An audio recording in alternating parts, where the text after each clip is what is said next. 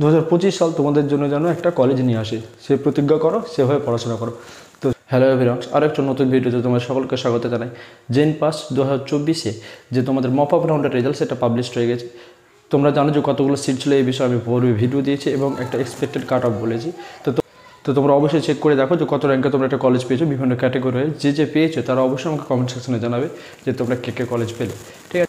এবার দেখো 2025 নিয়ে কিছু কথা দেখো। প্রতি বছরই কাট অফ বাড়ছে, তাহলে এর সামনের বছর মোটামুটি হবে জেনারেলে 52+ ধরে রাখো, 52+ ধরে রাখো, যে এরকম হলে পরে তুমি একটা সিট পাবে। এখন দেখো এই নাম্বারটা পাওয়ার জন্য তোমাকে কী স্ট্র্যাটেজি নিতে হবে, ঠিক আছে, সেই স্ট্র্যাটেজির বিষয়ে বলছি।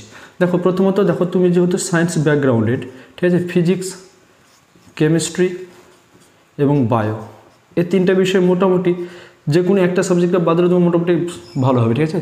তো বায়োতে তুমি অবশ্যই টার্গেট করো কমপক্ষে 15+, কেমিস্ট্রিতে টার্গেট করো 15+, এবং ফিজিক্সে 10+। একটু পড়াশোনা করলে ফিজিক্সে 10+ আসে, ঠিক আছে, 10 তো আসবে, ঠিক আছে। তাহলে এখানে তোমার হয়ে গেল কত, 40, ঠিক আছে। আমাদের এখনও দুটো পার্ট বাকি আছে, একটা হচ্ছে তোমার ইংলিশ এবং আরেকটা হচ্ছে রিজনিং, ঠিক আছে। তো দেখো এখান থেকে যে যত বেশি মার্ক নিয়ে আসতে পারে ইংলিশ থেকে, ঠিক আছে, তার র্যাঙ্ক তত ভালো হবে, ঠিক আছে। কারণ এগুলো তো মোটামুটি সবাই পারে, এই ইংলিশটা তোমার করে পিছিয়ে যায়, ঠিক আছে। তো এখানে তুমি 10+ টার্গেট করে রাখো, ঠিক আছে। তাই মাঝে মাঝে অবশ্যই পড়াশোনা করবে। আর রিজনিং থেকে তোমাকে 15+ আশা করছি তুমি পাবে, যদি প্রতিদিন 30 মিনিট করে তুমি যদি প্র্যাকটিস করো রিজনিং, তাহলে তুমি অবশ্যই 15+ পাবে, ঠিক আছে। তাহলে কত হয়ে গেলো দেখো, এখানে যোগ করে দাও।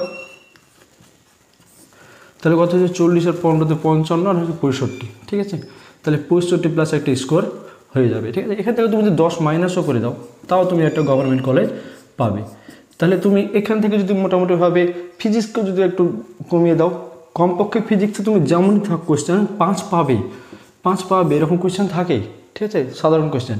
কেমিস্ট্রি বা এভাবে টার্গেট করো 2025-কে, তাহলে পরে তুমি দেখবে একটা ভালো একটা কলেজ পেয়ে যাবে। এখন আমি তোমাদেরকে এই রিজনিং নিয়ে ভিডিও দেওয়ার চেষ্টা করব, যাতে করে তোমরা এখান থেকে 20 যেন পাও, ঠিক আছে। তো সেই টার্গেটটা আমি রাখার চেষ্টা করব। তো যারা এখনও চ্যানেলটি সাবস্ক্রাইব করেনি তারা অবশ্যই চ্যানেলটি সাবস্ক্রাইব করে দাও এবং বন্ধুদের মধ্যে শেয়ার করে দাও। 2025 সাল তোমাদের জন্য যেন একটা কলেজ নিয়ে আসে, সে প্রতিজ্ঞা করো, সেভাবে পড়াশোনা করো। তো সকলকে ধন্যবাদ, ভালো থাকো, সুস্থ থাকো।